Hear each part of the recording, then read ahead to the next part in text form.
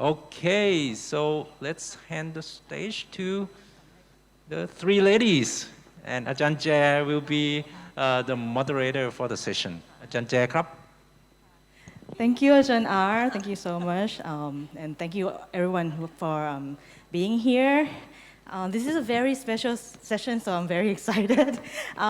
This is the first of a kind for Jesse conference. We don't normally see panel discussion like this for in academic setting. So I'm very honored that you guys are here with us today, and thank you so much.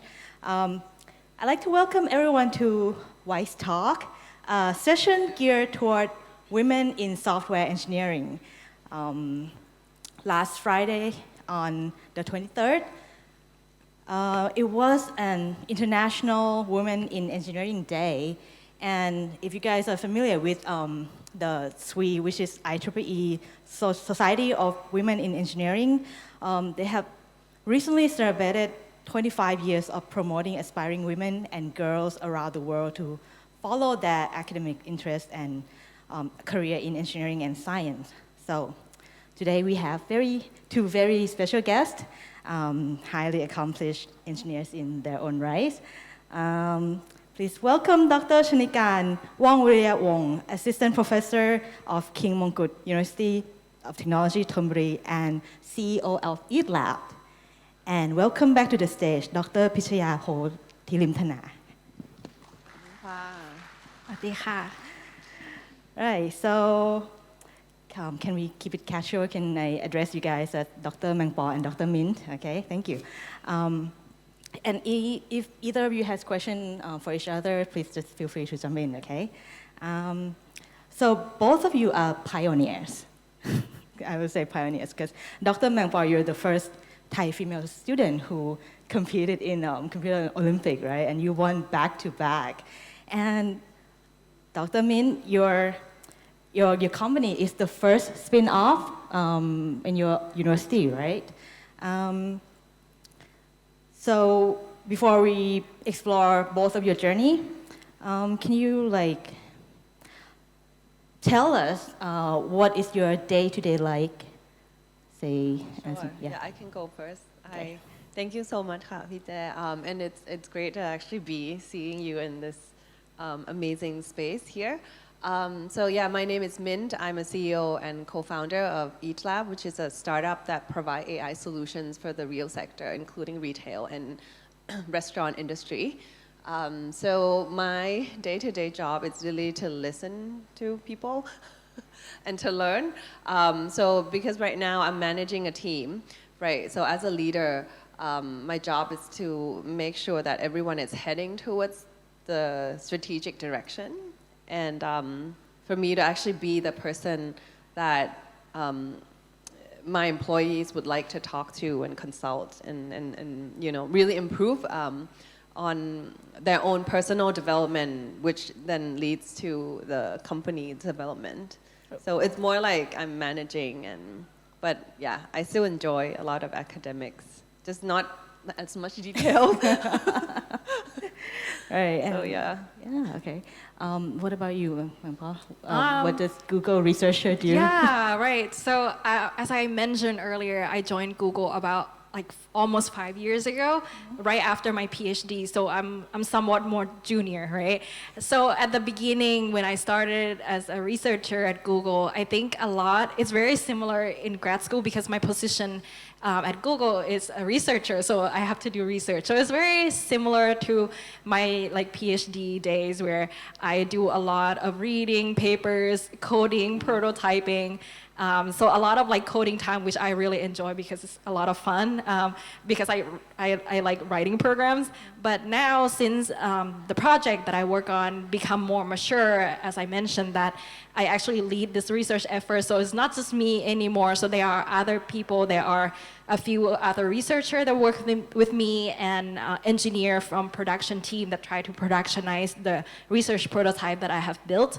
So because of that, I end up now I have like multiple meetings that coordinates between engineers and research and think about like, okay, what is the next thing that we can deploy, how to deploy in a way that it's safe, and think about, okay, at the same time, what is the new research that we should try to explore so that we have like a pipeline of things that we can deploy into production. Right, so that seems like a transition from researcher into a PI or principal investigator. Yeah, of in the some lab, way, right? yes. Yeah, okay.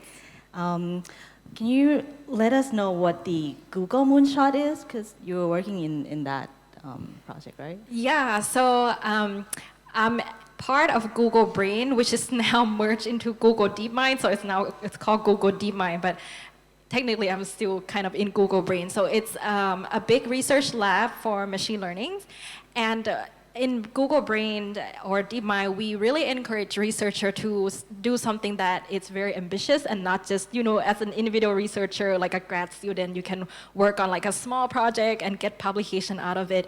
They try to encourage researchers to do something more ambitious, and because of that, they have these moonshot programs where researcher can propose ideas, and when we propose ideas, we also have to basically try to get collaborators. So through the moonshot proposal, we have to like gather interest of like who interested in this moonshot idea, and we need to gather enough interest, and we submit that as a proposal. So the committee actually like read the proposal and judge the idea, but also like who are like committing to this effort. So the machine learning for machine learning compiler, it's the effort that was one of the moonshot in 2020. Yeah. Okay, so literally like moonshot, you aiming for something like really... Something, to the moon, right? Yeah, to the moon, right? Yes. Okay, that's cool. That's very right. cool. What about you? What is EATLAB? Can you let the audience know? Yeah, sure. So I started this back in 2018, and went through like 2 series of venture funding. Right now, EATLAB is in a Series A kind of stage, discovering product market fit, and then trying to go to market. So our product has 3 main suites. The first one is actually using AI to come up with ways to increase the average ticket size. So pretty much like doing revenue management for restaurants and retail. And the second avenue is that we focus on turning CCTV footages into insights into operations and how restaurants and retail industry can maximize their efficiency, including like getting rid of fraud, detecting and allocating the right kind of resources to the right people, monitoring staff efficiency and things like that. And then the last one is to really handle the inventory. So in terms of like automatic fulfillment, how can we run some sales forecast model to come up with predictions on which items to stock. Yeah. So those are kind of 3 main avenues, solutions that we provide. Okay. But your background is actually in Mac-E, right? So how did you end up doing this AI platform? Yeah, so mechanical engineering, it's a little bit like everywhere, It's like you can end up learning about software, you could be industrial designer, you could be like multiple type of, like, it's just like very broad, but I just gravitate towards something that's more like models and math. I think in the beginning, when we met at Carnegie Mellon, I was studying a lot of things. Like I was taking like many different types of classes, and I was trying to discover my passion. I think it's very crucial at the beginning to actually expose yourself to a lot of information so that you can actually figure out like what's your learning mode, what you gravitate towards, I think. And then, like somehow I would find myself thinking in a very like kind of like model complex systems and way. And I didn't know what it was called, but I think as I was working, I think when I was in undergrad, I had like 4 different research projects. Yeah. And so I was working so many different things. I took 7 classes per semester just to like, get exposure to different things. That's a lot of classes. Actually at MIT, it was good too because it's open door policy. So I would take classes in like political science, I would go to math class, I would go to all these different courses. Of course, not taking it for credit because it's gonna be a lot of pressure. Right, because you minor in poli-sci at MIT and also like work in Media Lab, right? Yeah, so I have a double minor in political science and math at MIT, along with my mechanical engineering degree. I also worked at the Media Lab. Just feel like it's all over the place. I actually, when I was at MIT, I really felt I'm like I just feel like I'm not, the same. Yeah, I feel like, why am I studying, why am I not focused on one thing when everyone else is like focused on one thing? Right. I think my journey was when I attended this program called Singularity University in Silicon Valley, and I met people who were very similar, who could talk about things from like, astronomy all the way to like religion, and then coming back to like culture and languages, and then talking about math at the same time, and I was like, okay, I guess this is my space. Yeah, and those people are entrepreneurs, so I realized that they were just just Okay. like all over the place, and I feel like it's more okay. like time to discovering yourself. Yeah. Okay. I think my advice is like really to expose yourself to a lot of information so you figure what's your clique, and then kind of zoom in on there. Okay. Right. What about you though? Like, are you always like focusing in compiler or there's some diverse Not path? really. I think earlier, like during my undergrad, especially, I do a lot of things. So I also minor in mechanical engineering when I was actually in undergrad. So I built like actual like physical robot as well. It's just like, oh, I do enjoy that and I want to learn more about that. And I do a lot of like extracurricular activity as well. Like I like to sing, I paint as well. So I try to explore different things, and I also try multiple types of research when I was in undergrad as well. Like I started with, so my background, my family, they are in, my parents, they are pharmacists. They're here, right? My mom is here. Yeah, she's come to support me. Maybe she would understand like maybe half of what I say. But I really appreciate her support. Yeah, so my parents are pharmacists. My sister is a doctor. So I'm coming from a background in like healthcare space. So I always wanted to like, oh, can I do something in like that space as well, right? So I started with the first research group that I joined when I was an undergrad. It's actually like a medical vision. So like we can look at like CT scan or like MRI scan and try to like, oh, can we use like AI to like detect abnormally in that?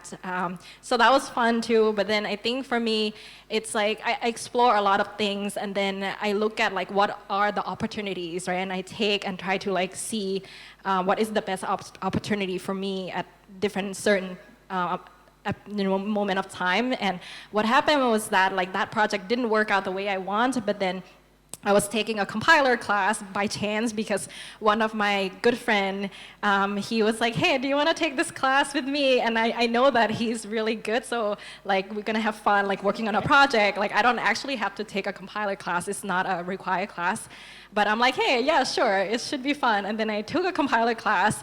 I had a lot of fun. The professor asked me at the end of the semester whether I want to do a research with him, so I did a research with him. I get a publication out of that as an undergrad. So then that's why I start my journey in doing compiler research. Okay, so Very impressive. I know, right? But it's the same thing because like you have some time to discover yourself first until you find your passion, right? Right. But now I want to talk about mentorship though, because I think this topic is really important. Have you had any mentors or like significant role models that help you shape your career path? Mangpo first, or? Oh yeah, sure. I would say that I don't have formal mentors, but I think I always have mentors at different stages of my life. There are always someone that I can go and ask question or get some support from them. For example, like I think during my grad school, we have a postdoc that sit like right next to me, and she's like one of the most like brilliant person. She knows how to do everything. So she was actually like a research scientist at IBM for a while, and then she came back because she wanted to be a professor. So then I get to like work with her, and it just that I found that like her career is very like inspiring, right? And it's not like I go to ask her and like have like a weekly meeting or like a monthly meeting with her, but it's like when I have some, whether it's like technical questions or like soft skill or, you know, random problems, I could like just go ask her. And at Google, I also don't have like a formal mentor, but I have this very senior engineer who was at Google for 20 years now. He's now like level 9, but he's super humble, and he's the one who, like, he sit like not that close to me, but it's like walkable distance. And whenever I'm like frustrated with something, like even I just want to complain about something, or like I want advice on how to deal with in different situation, I can always like walk up to him and like discuss like how I feel, like what's the problem. And sometimes he couldn't help me with all the problem, but sometimes he would have good advice. So yeah, I would say that it's very important to have this like mentorship relation. It doesn't have to be formal where you're like forced to meet someone every month. I think like sometimes that also works in some cases. For me, it's more informal, but I at least have like someone that I know I can go to get advice. Before I move, what's the level 9? Oh, so The highest level. right. So I think level 9 is like the highest one before you go to be vice president. Oh, okay. Yeah. Good to know. That's really cool. Okay. What about you? Do you have any mentors? Yeah, I kind of like to separate that into two pieces. One is like kind of learned thinking. Okay, maybe a few steps back, but Jean-Jacques Rousseau said that human beings are born twice. The first one is when we're born from our mother's womb. And the second time was when we're born as a human being, when we discover our sense of value and purpose. So mentorship for me, are separate into two parts. Like the one that mentor that guide me in discovering my passion, that's one. Of course I have, is my Buddhist teacher, Dr. Ikeda. I read his book when I was actually struggling a lot at MIT, trying to figure out like my place. You know, I feel like I used to be pretty much used to be like number one at where I came from. When I came to MIT, like everyone else was so good, I barely could maintain like just being in the middle of the curve. So I was really lost, like what's the purpose of my life? But having read those books, even though I've only met him in person once, but I read his writing, which translate a lot of his thoughts. And I really take it to heart, the way that he lives his life, which is to encourage people. And he just does it until it actually became, like, he practiced it so often and every single day and every breath of his life, so it actually became like part of him. Yeah, so, and then I discover like I should contribute my knowledge to the betterment of humanity, or at least I would try to. Yeah, so that was my first mentor, and I think most significant one. The other ones are more like I copy their learning from talking to them a lot, kind of like cloning the way that they think in different situations. So I would have multiple of these mentors like running at the same time, and I would kind of like create certain circumstances that would bring out the way of thinking, and I would copy that thinking if that makes sense to me. But yeah, so not sure if it makes sense, but It does. It seems like you have like kind of spiritual mentor that you can use it with your work too, right? But mentorship goes both ways though. Like, do you guys have experience mentoring other people, and like how would you go about doing that? yeah, I have to, because in the company, it's pretty much I now act like a navigator, someone who guides and kind of, you know, encourage people towards certain directions, right? Of course, I can't force them, but they would always come to me for advice, asking when they get stuck at work and things like that. So it's actually really like the main thing that I do. It's coaching and guiding people and like inspiring them, to go beyond what they think they're capable of. And you? Yeah, I think on like day-to-day work, since I lead this like research effort, I think a lot of people come to me to, consult about things, right? And I think within like the people that work in that effort, they also like look up to me to like give like technical guidance. So I think it's more like a technical mentor, right? Where I give them on like what is the right direction to go technically in terms of work. In terms of like other like non-technical, I also involve in like a few like outreach programs. So at Google, we have this program that it's for student in underrepresented groups across, I think it's like globally. So they would actually open up the application for student, for both like undergrad and PhD student, and try to like encourage them to do like research. So I was also a mentor for that program. So I work with like 3 students last semester actually. So I meet with them every like 2 or 3 weeks. We have like one-on-one session and like a pod session, and they ask various questions about, like how to get an internship, how to apply for one, what is the process of applying to a grad school, how to define a research problem. So like various things that they are interested in. Okay, so mentorship for research, right, mostly? That's right, yes. Right, okay.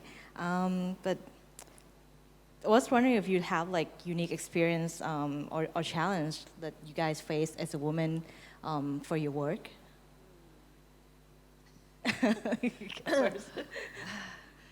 I think I'm overly optimistic about everything, so I don't really have that. I don't feel that it's a sometimes I probably just overlooked it maybe. Yeah, I mean there was some cliche saying in Thai, right? That had some kind of like bias towards men sometimes, but I just don't think about it. Okay. I don't really have that Right. feeling that it's a disadvantage. I try to use it as an advantage too, like as a female. Right. Can you give some example for that? So I think in an organization, to create the vibe of like kind of like the motherly vibe, right? So that everyone can come to me and really like talk to me about stuff. I use that to my advantage. Talking to customers, I don't know. I think they believe that it's probably not true, that I'm an expert in the field. So they would listen to me regardless of my gender. Okay. Yeah. I think empathy is important for leader and for like someone who wanted to build a product, like to empathize with the user. And as a female, I think you could pull that kind of tendency out. Like especially quickly. when you work with the customer, right? You want to understand them. Yeah. Right. Okay. But what about you? Like maybe it's not something that you faced yourself or something you observed. Yeah, I think similar. I don't think that I have like experienced like a, discrimination as a woman. But I would say that there are like some minor instances that I can think of that it's not like discrimination, but sometimes I feel like, oh, maybe I'm not belong. For example, but this was a long time ago. So this was when I was a high school student, and I went to the like IOI prep camp, right? I went to this like TOI, like Thailand Olympiad in information. And we have multiple camps like that. And if you go there, it's mostly boys, like guys, right? There are not that many like women in the camp, right? So like the very first day I went to the camp, I feel like really out of place. Like I didn't feel like I know how to talk to them, and they always like play games that's like how they bond to each other. And I don't play games, and I'm like, oh, I feel really out of place. And I didn't have fun at the beginning at all. But then I learned about, like, okay, there are other things that I can bond with them as well. Like, we actually started playing like ping pong, which I like. So I feel a bit more belong. But I can definitely feel in a situation where, like female student or women might feel like out of place, feel don't belong, because when you're in an environment that there are lots of men or people who don't look like you, you might not feel belong. And that's one of the things where I think it's super important that if we want to include more diversity, we have to make the environment being more friendly for the underrepresented groups. Yeah, Right. so that's one thing that that experience. Right, yeah. It's the same thing, like, I don't know if you're familiar with the female to deaf ratio. There's this thing at CMU where you have like a ratio of how many female students versus a guy named Dave in that class. And then that ratio is like never more than one, because that would be like the similar situation where you're like the only female in your class, or like the only female in your group. So you like make a good point of try to find common ground and like bond with them, right? But like for example, yesterday we have a lot of panels, and there's only like 2 female on the panel, or like even the ratio for faculty members around the world for female in computer science is only like in the low 20, which is still like that, right? When you guys are in college. So like you make a point for changing that, but you think like there's a way to try to mitigate or resolve that challenge of imbalance? I mean, I think in venture funding, that's even worse. Have you heard of the number? No. It's actually like 2% of the funding goes to female founders. 2%. 2%. It's not 20, it's not even 10, it's 2. And then 98 goes to male founders. Right. I think people are real, I mean, it's probably more, that number is probably more relevant. It's the number from the US, not from Thailand. I think it's actually more balanced here. We have like a lot of more like female founders, like female executives here. But I think, speaking globally though, that number is still worrisome. I don't think it's entirely cognitive bias. Like people are unaware of the decisions that they make. For example, like venture capital used to start from like a lot of people in the bank industry, a lot of white male decision makers in the room. So, I mean, they're probably like, make decisions that are, or make some comments that sometimes like you would feel intimidated by. So I was working at a quant fund.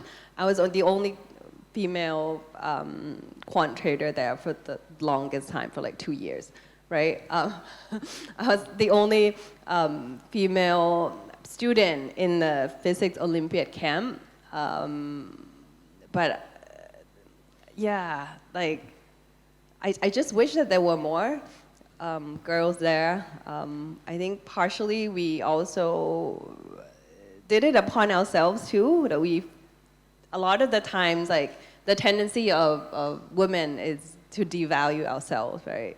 Like, to feel that we're not good enough, we don't belong here, and things like that. And I think to change what's happening outside, we have to change from within. It's a struggle for me from day to day too, to feel like, there's a space regardless of, the outward appearances. Right. Like imposter syndrome, right? Okay. Yeah, more of that Right. in female than male. Right. Yeah. But you don't suffer imposter syndrome, though. I think maybe because of the fact that, like I went to Iowa, I kind of like proved myself when I was little that, hey, I have the skill. Like, I'm not like worse than other, like, because I think I have that since I was young. So because of that, I'm like pretty confident in myself, right? But I can see that for other people who don't go through the same experience as me, they might experience like imposter syndrome more, right? And I think that's really common.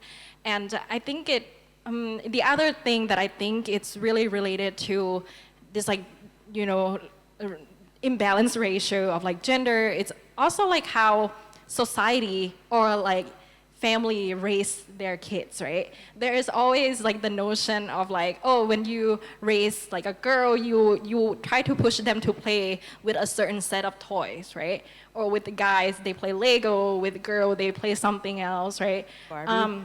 Barbies or like whatnot, right? Like there's always that notion of like, oh, girls and boys should play different things, and like why does it have to be that way? Like it shouldn't be that way, right? Like as a kid, we should expose them to all sorts of things so that they develop their interest and learn what they are actually excelled at. Like it shouldn't be that we like limit them to some subset of things to get exposed to. So I think it starts from like how the kids are being raised in their family, in the school, because society also have some sort of like perception of what like boys and girls should be, right? So I think that there definitely should be like more encouragement for both like girls and boys to do things that girls and boys might not usually do, and we should support them to do that, and then they can decide what they're interested and like what they are excelled at, right? It's very true, because maybe boys want to play Barbies. Yeah, I've seen those. Okay. All right. Do you want to add anything with that, or? Okay. All right. I guess since this session is to inspire not just female but like young scientists out there, do you guys have any advice for them for pursuing career? Yeah, sure. I could go first. I think we should, as much as we have to encourage that there's actually like female mentors right out there that you could reach out to, and also create constructive environment where they can learn without feeling like there's a separation, just because of the outward appearances. But I think apart from changing from the outside, as a human being, we focus on internal development. And I would recommend that, like, whatever negativity that you've sensed in a past experience or whatnot, we have the ability to actually turn that into something positive. And that's all like within us, right? A lot of the times people are not willing to change because they're afraid of letting go of their ego or something that's kind of was formed as the identity. But really, like before, when we were born, we don't really have that identity anyway. So like as we grow up, like why do we assume that we have that from, to begin with? Like we're just born not knowing much, right? Even learning how to breathe and things like that. So, and the ability to face the fear of letting go of your own ego is trainable, I think. So to train yourself to look at fear straight ahead, and just see where it takes you, right? So if you could do that, I think you'll discover many interesting things about yourself, about your future, your passion. So I'd like to encourage to really like have that courage to face the fear head on, and just see where it takes you. I mean, as long as it's not related to death or potential Or harming accidents. other people. Yes, exactly. Go for it. Right. Yeah, I think along that line, I would also kind of say that basically, I think it's like change your perspective on how you view obstacles, right? So instead of viewing obstacle as like so dreadful, or like everything is so stressful, like view them as a fun challenge, like a puzzle that you solve it through, right? I think the mentality on like how you look at the problems really change how you experience things, right? Like if you think that the problem it's like so hard, I would never ever gonna solve it. Like you're not gonna solve it with that mentality, right? True. But if you view it as like, okay, it's just a problem, there's gonna be some way to work around it, or even if you can't solve it, maybe it's fine, right? So it's just like the way you view the problem to say that it's okay. Like eventually we're gonna solve it in some way or another. And then another thing that I would advise younger kids or like people, it's also like respect opportunities that comes to you. So a lot of people say, follow your passion, right? I would say that do that in some way, but also respect the opportunities that present to you, right? It's not like, for example, like when I was a little kid, I was like, I want to be a doctor because I grew up in that environment, right? But then there are other opportunities that present to me. Like there is this, a chance for me to go to study abroad in computer science. I never dreamed of being a computer scientist like ever. Like that's not in my dream at all, right? But then I looked up that opportunity and I'm like, it looks really good. Why not taking that chance, right? So before you kind of deny, some opportunity that present to you, like think about it, or like you should try before you know that it's not the right thing for you. So yeah, respect opportunities that present to you and like use the best out of it. That's very good advice. Face your fears, accept the challenge, and don't waste the opportunity, right? Okay, that's very good.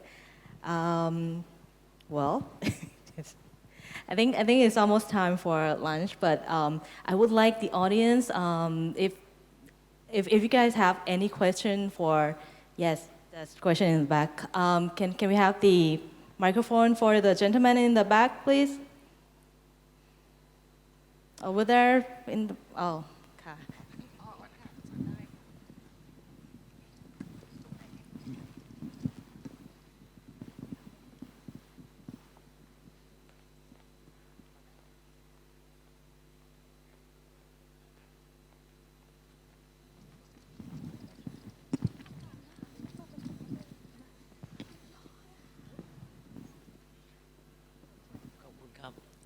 Thank you. Since it's a session about women in engineering, my curiosity is, what are our shortcomings and drawbacks for you? Ours is in like male. Yes. Thank you.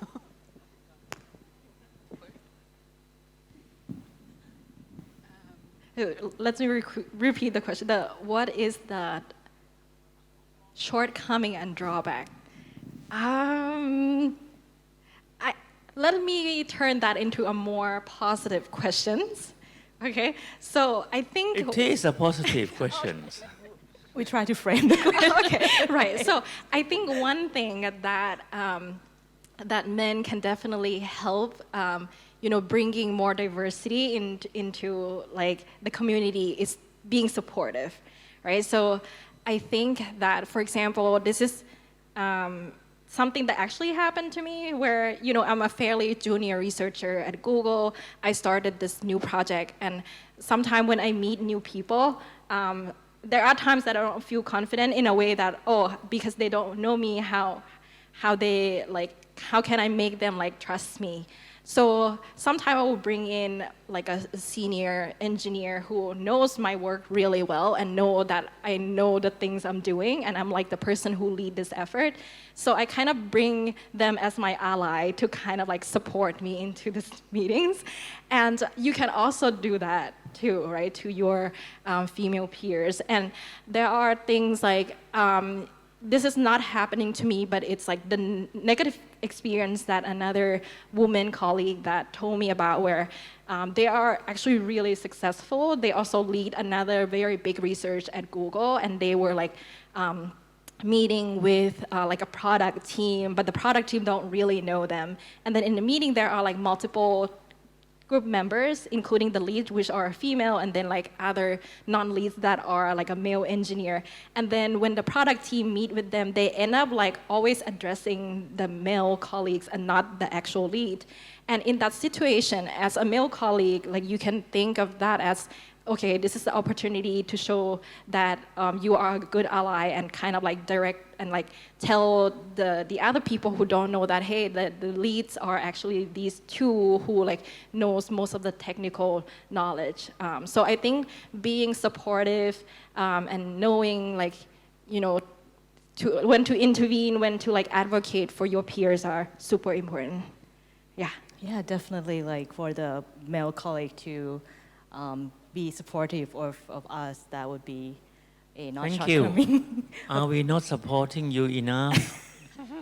Maybe it's not obvious in Thailand, right? Because like you say, the ratio for female and male faculty is almost half. But like in the U.S., for example, for you, like not only you're female, you're also minority, right? Not like white, not. Oh. I think in Mountain View, they're the majority. Right, but I've seen it in research group where like all the Why are PIs minority? are I'm sorry to say, but like all white male, and it's hard to find a lead who female, and like you said, I've seen incident where other people don't address the PI who is female, and then like talk to other people who male instead. So. Yeah, maybe I'll share one thing. So like, I think it helps to try to imagine, let's say like this person is speaking at a meeting and he's male, right? So just, can you like try to imagine them as a female instead? You know, and like do this role switch all the time so that you train your brain so that you forget to notice their gender when they speak. Maybe that would help. Empathy, like you say, Yeah, right? just like see the core of human being. I think it's a trainable skill. Right. Any other question? Okay. All right, that was great. That was really cool. Well, thank you, Dr. Mangpo and Dr. Min. I am truly inspired by both of you, and I'm sure as everyone else here. So I guess we accomplished the goals of WiSE Talk, which is to promote, yay, women in engineering. And please give them a big round of applause. It's been a pleasure. Thank you. Thank you. Okay, so I really enjoy it too. It feels like I go back to have lunch with them. I am a friend of them too. So I would like to invite Dr. Chanikarn Wongviriyawong to present Dr. Phitchaya, Phothilimthana, and Dr. Chanikarn Wongviriyawong with tokens of our appreciation.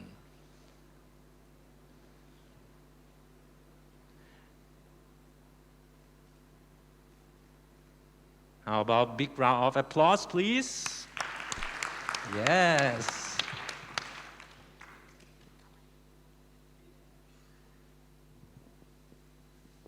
Thank you very much. And Dr. Mint?